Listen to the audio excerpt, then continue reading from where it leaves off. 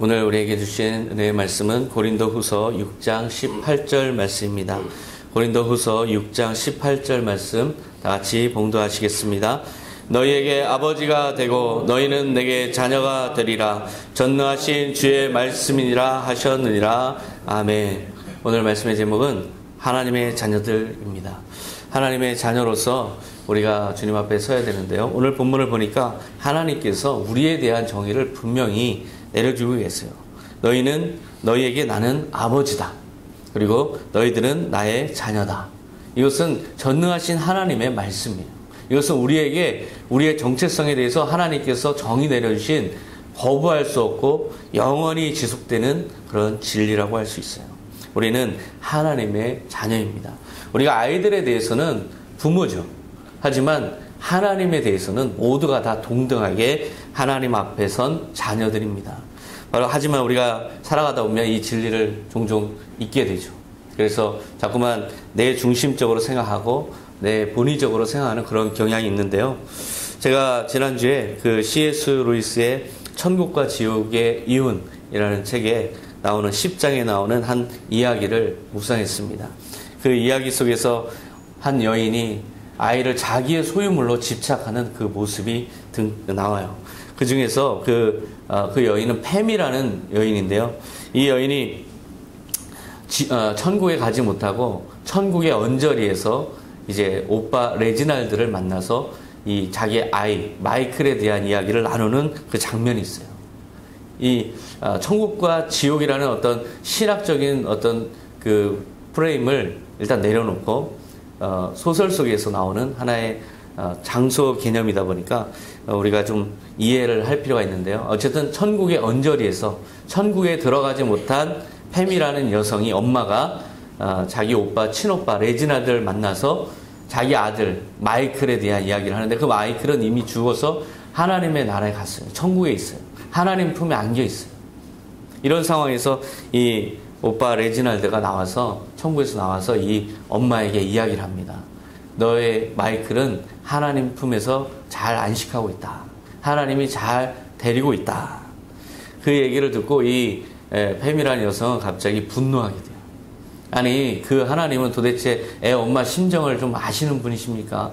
애를 저한테 줘야지 왜 애를 하나님이 데려가셔서 이렇게 맡아주시고 계십니까? 당장 제 아들 좀 보내주세요. 저를 좀 만나게 해주세요. 그렇게 애 엄마 심정으로 오빠한테 얘기를 해요. 오빠는 이 여동생에게 이렇게 얘기하죠. 너는 언제든지 언제나 애 엄마는 아니란다. 너는 원래 날 때부터 하나님의 자녀이기도 하지. 그러니까 너가 애 엄마로서 너의 자신만을 바라볼 것이 아니라 너를 끔찍이도 사랑하시는 놀라운 사랑으로 너를 품으시는 그 하나님도 생각해야 돼. 너는 하나님의 자녀란다. 마이클만을 집착하지 말아라. 그렇게 이야기를 하죠. 근데 이 여인은 더 화가 나요. 그렇다면 하나님은 나를 그렇게 사랑하시는 하나님은 왜 나한테서 마이클을 빼앗아 가신 것입니까? 그 애는 저의 전부입니다. 인간들끼리는 그렇게 진정으로 사랑할 수가 없단다. 인간으로서는 진정으로 행복을 줄 수도 없단다. 오직 하나님만이 완전한 사랑을 줄 수 있고 영원한 행복을 줄 수 있어. 너의 그 맹렬하고도 편집광적인 자식에 대한 그 본능은 그것은 진정한 사랑이 아니야. 하나님을 사랑하기 전에 인간은 어느 누구도 동료 피조물을 사랑할 수 없단다. 진정으로 사랑할 수 없단다. 그래서 하나님의 사랑을 이 오빠는 계속해서 증거를 하고 하나님의 사랑을 받아들이라고 그 여동생에게 깨닫도록 하는 그런 말을 이어가요. 그 여인은 이 말을 듣고 도저히 이해가 할 수가 없다는 그런 표정으로 이야기를 하죠. 말도 안 돼요. 하나님이 무슨 권리로 모성애에 대해서 왈가왈부합니까? 하나님의 사랑이 모성애보다 더 강할까요? 하나님의 사랑이 이 모성애를 무시한다면 그건 진정한 사랑이 아닙니다. 모성애는 인간 본성에서 나오는 아주 거룩하고 아주 아름다운 감정이고 고귀한 감정입니다. 내 아들 내놔요. 엄마 아들을 갈라놓는 하나님 같은 건 믿을 필요가 없어요. 내 아들 어서 내놓으세요. 어느 누구도 자기 자식과 부모를 떼어놓을 수 있는 그 권리를 가진 존재는 아무도 없어요. 그것은 하나님도 해서는 안 될 일이에요. 이렇게 오빠에게 하나님에 대해서 이렇게 자기의 입장을 이야기하는 이 여동생. 그 여동생에게 오빠는 깨닫도록 하는 말을 하는데요. 어떻게 마이클이 내 것이라고 할 수 있느냐. 너가 원하지 않는 시간에 이 마이클은 너에게 자연적으로 임신이 된 거다. 그리고 사실 솔직히 얘기해보자. 너는 그때 마이클을 가져서는 안 되는 상황이었어. 사실 마이클은 너가 사고쳐서 된 거 아니냐. 그러니까 너가 원하던 시기에 너가 창조한 그런 대상이 아니야. 이것은 하나님의 사랑으로 이해를 해야지. 그것을 너가 그렇게 집착한다면 그것은 너가 창조자처럼 그렇게 굴 수는 없단다. 그렇게 반박을 하는데요. 여인이 이제 마지막으로 울분을 토하면서 이야기를 해요. 바로 그거였군요. 내가 원하지 않는 그 아이를 미리 가졌을 때 가족들이 나한테 보냈던 그 경멸의 표정과 똑같이 하나님도 나에게 그런 경멸의 모습으로 내 아이를 뺏어간 거군요. 그렇게 신도 그렇게 나에게 경멸을 보내시고 그렇게 나를 저주하시고 그래서 내 아들을 데려갔는데 과연 그것이 사랑의 하나님입니까? 다 필요 없어요. 빨리 내 아들 마이클 줘요. 걔는 내 거라고요. 영원히 내 거예요. 이렇게 싸우는 장면이 나와요. 아이를 자기 중심성으로 대하는 엄마의 전형적인 모습이라 할 수 있어요. 난 그 애 없이는 살 수 없어요. 자기 존재의 불완전함을 아이에게 투영해서 자기의 맹렬한 집착과 지독한 자기 중심성의 눈으로 아이를 바라보는 엄마의 모습. 과연 이 엄마의 소원대로, 이 엄마의 바람대로 이 아이가 이 엄마의 소유물이 될 수 있을까요? 사실은 그건 불가능한 것이죠. 그 사랑의 본질을 사실은 다시 되돌아봐야 되는 것입니다. 자기가 왜 자식을 그렇게 집착하는가? 내가 왜 이렇게 우리 아이에 대해서 맹렬한 그런 편집광적인 그런 모습으로 대하는가? 그렇게 집착하는 자기의 마음의 본질을 사실은 살펴봐야 되는 것입니다. 그것을 깨닫게 해주는 한 시가 있어서 여러분에게 같이 오늘 나누고자 합니다.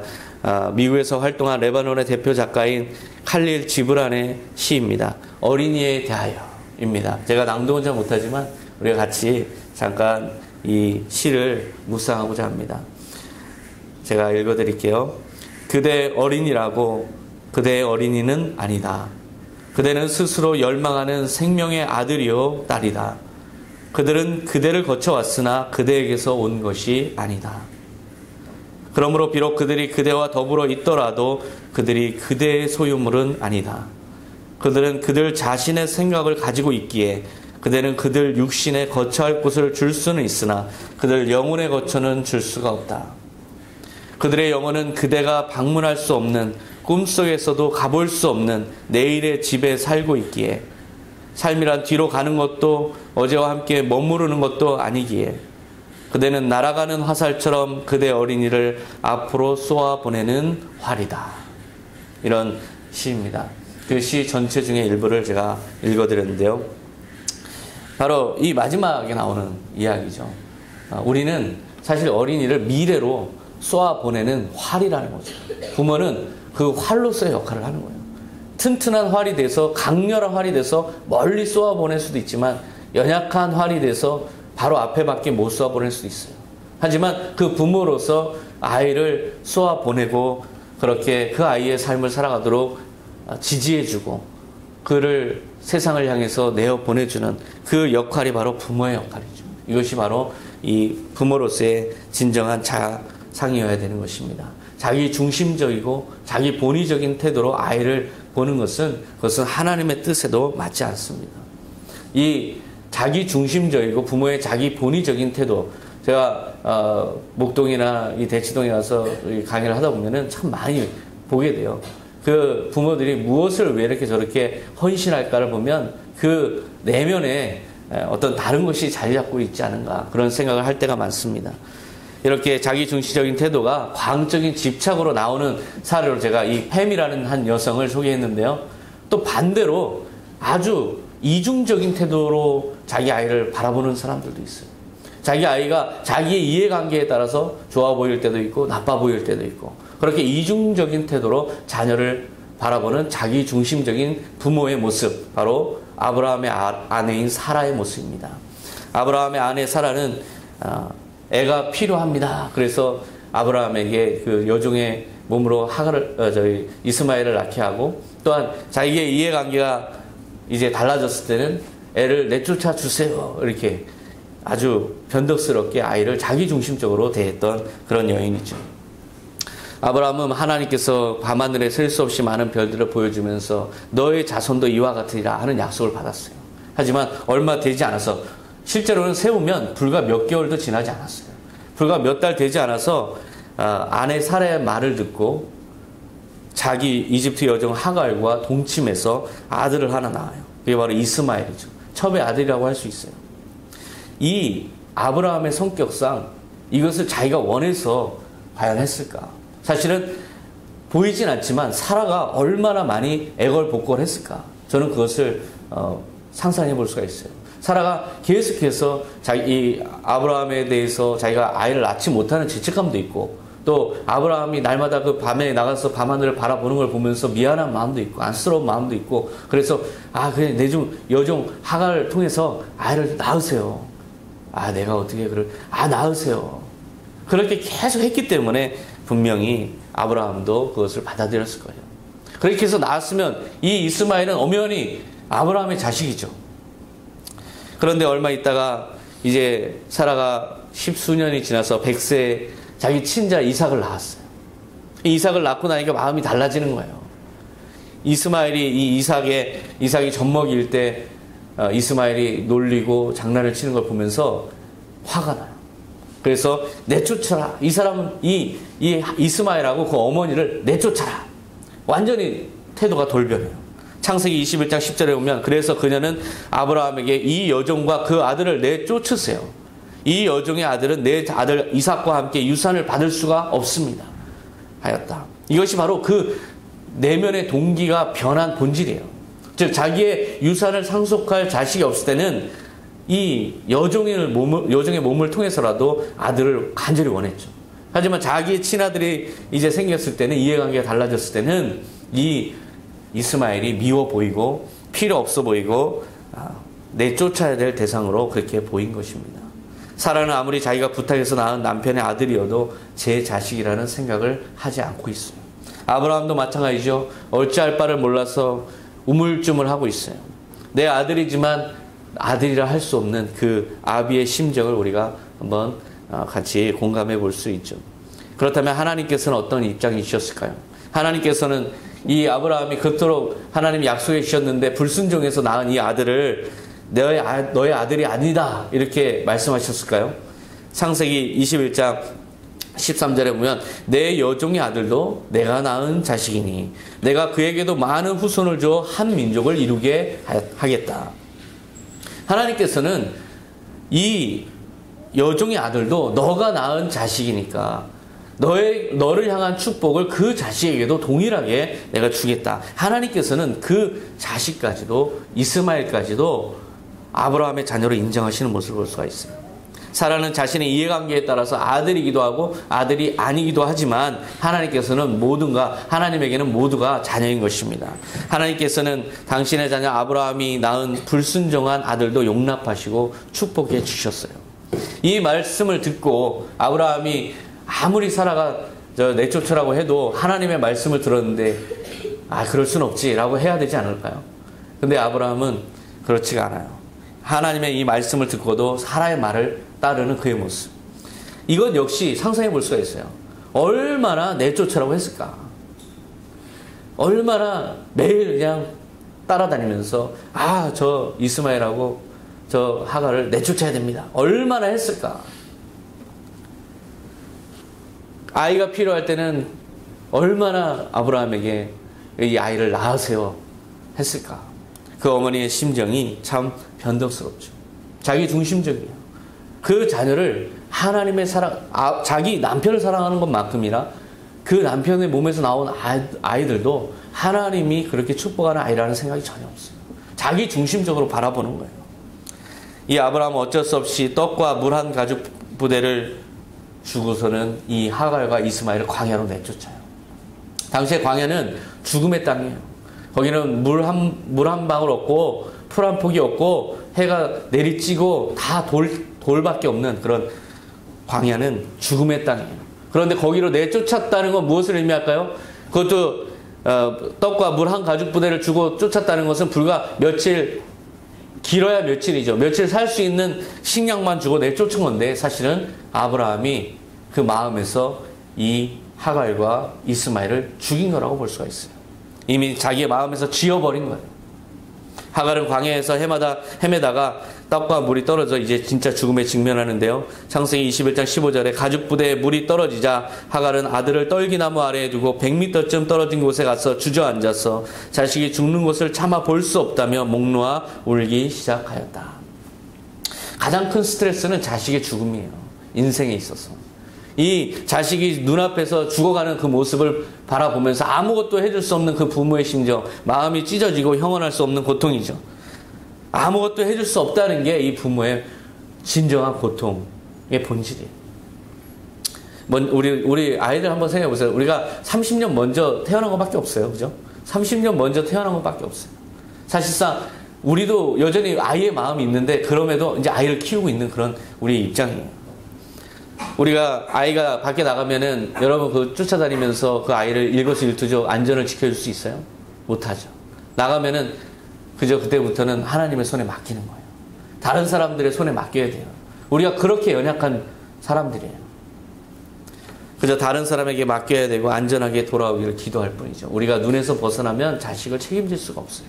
바로 그렇게 연약한 우리의 모습임에도 불구하고 자기 중심적으로 아이를 바라본다면 그것은 이 사라와 무엇이 다를까?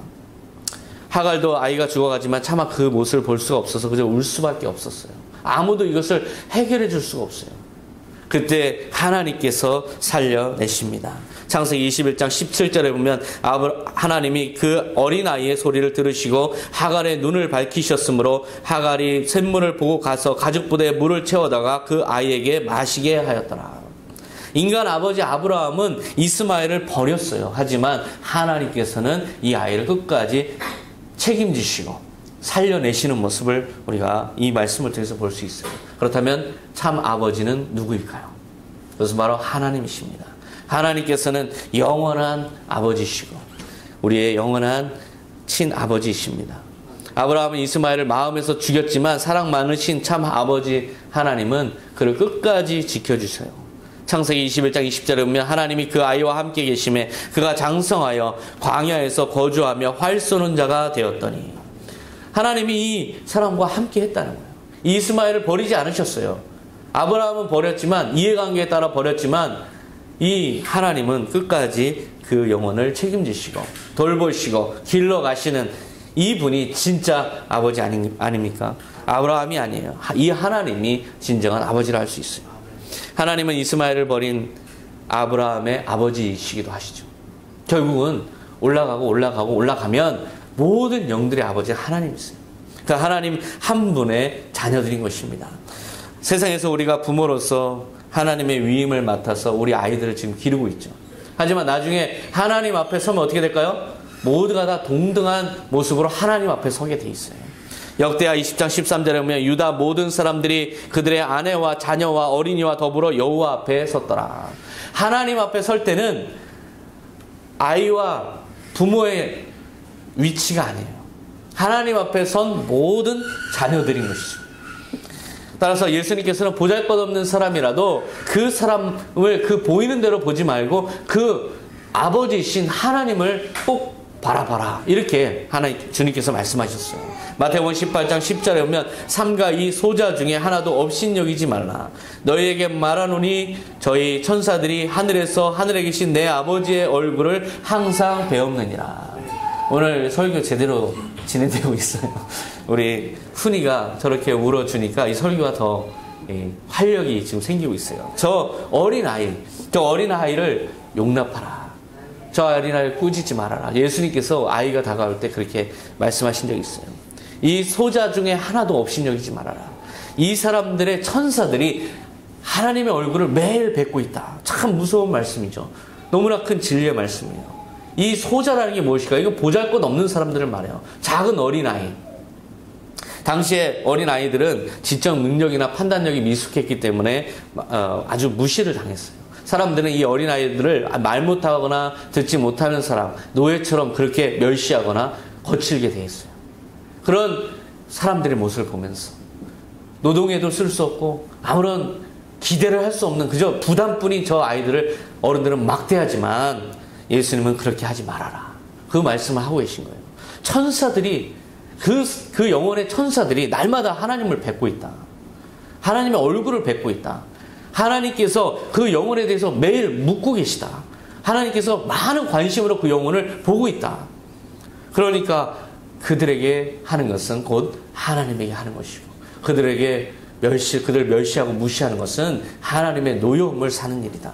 그러니까 이 보잘것없는 한 사람 역시 유력한 사람을 대하는 것만큼이나 그렇게 동등하게 존중받아야 될 하나님의 자녀들이다. 바로 이것을 이 말씀을 통해서 선포하신 거예요. 우리는 누구한테 굽신거리고 누구한테 잘 대하려고 애씁니까? 대부분 유력한 사람들한테 그렇죠. 힘 있는 사람들한테 잘 대하고 잘 보이려고 애를 쓰죠. 하지만 그 잘 대하려고 하는 나의 모습을 한번 잘 생각해 보세요. 진정 누구에 대해서 잘 대하려고 잘 되기를 바라면서 그렇게 굽신거리는가? 사실은 그 사람이 아니라 자기 자신 아닙니까? 내 자신을 위해서.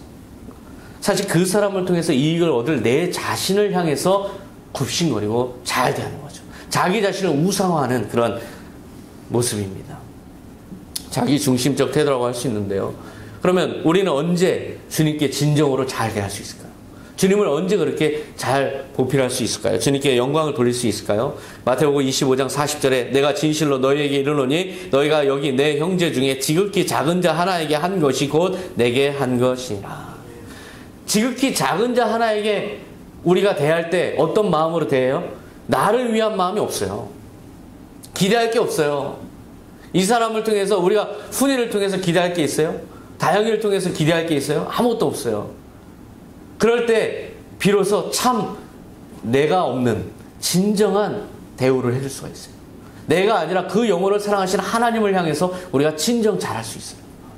내가 빠진 그런 대상 누구일까요? 바로 보잘것없는 사람, 소자인 것입니다. 비로소 내가 나중심적인 태도가 내려놔지는 대상, 그게 바로 소자, 보잘것없는 사람. 그렇기 때문에 이 보잘것없는 자 하나에게 한 것이 그것은 굉장히 큰 거예요. 진정으로 그 사람을 사랑하는 그 영혼을 사랑하시는 아버지를 바라보면서 하나님을 바라보면서 그 안에 깃들어 있는 하나님의 형상을 바라보면서 우리는 잘 대할 수 있는 것입니다. 비로소 자기 중심적인 태도를 벗어나서 진정 하나님을 대할 수 있는 것은 바로 보잘것없는 작은 소자 하나에게 잘할 때입니다.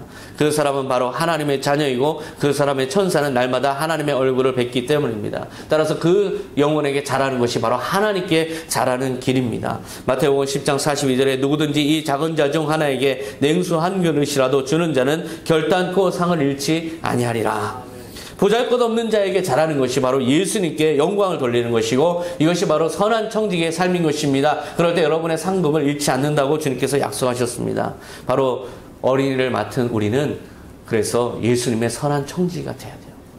그를 통해서 뭔가 이익을 얻을 수는 없지만 그 영혼을 하나님께서 보내주시고 허락하여 주시고 그 영혼을 맡기신 하나님을 바라보면서 우리는 진정으로 그 주님께 영광 돌리는 마음으로 그 어린아이를 대할 때 이것이 바로 선한 청지기의 삶인 것입니다. 하나님이 위임하신 직분, 그것은 바로 어린아이들을 잘 맡아서 하나님의 뜻에 맞게 양육해라. 이것이 바로 우리가 맡은 선한 청지기로서의 직분인 것입니다.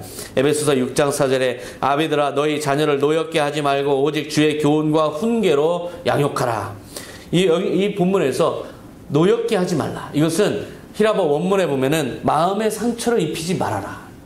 아이에게 마음의 상처를 입히지 말아라. 이것을 더 해석을 하면 자녀들을 자의적으로 교정하려 들지 말아라. 내가 원하는 대로 아이를 조악하려고 하지 말아라. 그 마음에 상처를 주지 말아라. 그 아이를 하나님의 형상을 닮은 하나님이 그 천사가 하나님에게 날마다 가서 얼굴을 뵙는 대상으로 그 속에 있는 하나님의 형상을 바라보며 대하라. 그래서 주님의 사랑이 담긴 교훈으로 우리는 가르쳐야 되는 것입니다. 육체적으로 영적으로 필요한 것을 공급할 뿐만 아니라 그렇게 주님의 형상을 닮은 사람으로 감사함으로 그 영혼들을 대해야 되는 것입니다. 생각해보면 우리도 하나님 앞에 하나의 자녀예요. 그리고 하나님의 자녀를 또한 위임받은 그런 선한 직분자라고 할 수 있어요. 가정을 맡은 선한 청지기, 자녀들의 양육을 책임 맡은 선한 청지기, 이게 바로 우리의 자아상입니다. 이렇듯 자기 직분을, 선한 청지기로서의 자기 직분을 깨달을 때 비로소 우리는 하나님 앞에 모두와 함께 동등하게 섰을 때 하나님 앞에서 부끄러움이 없는 것입니다. 어린이 주일이죠. 바로 이러한 선한 청지기됨을 깨닫고 이것을 실천하는 그런 여러분 되시기를 축원합니다. 기도하겠습니다. 하나님 아버지 감사합니다. 주님, 우리는 보잘것없는 대상을 대할 때 주님, 우리는 오만해집니다. 주님, 그러나 힘있는 사람을 대할 때 우리는 굽실거리면서 주님, 사실은 자기 자신을 위해서 잘 대합니다. 우리의 이중성을 이 시간 고백합니다. 이 시간 내려놓습니다. 주님, 오직 모든 영혼 속에서 주님 하나님의 형상을 발견하게 하시고 주님, 그 영혼들을 맡은 선한 청지기로서 이제는 누구나 다 하나님의 얼굴을 바라보는 심정으로 그들을 대하게 하여 주시고, 아버지여 주님, 가정을 맡은 선한 청지기로서, 자녀들을 맡은 선한 청지기로서 충성을 다하게 하여 주시옵소서. 모든 것 주님께 감사드리며 예수님의 이름으로 기도하옵나이다. 아멘.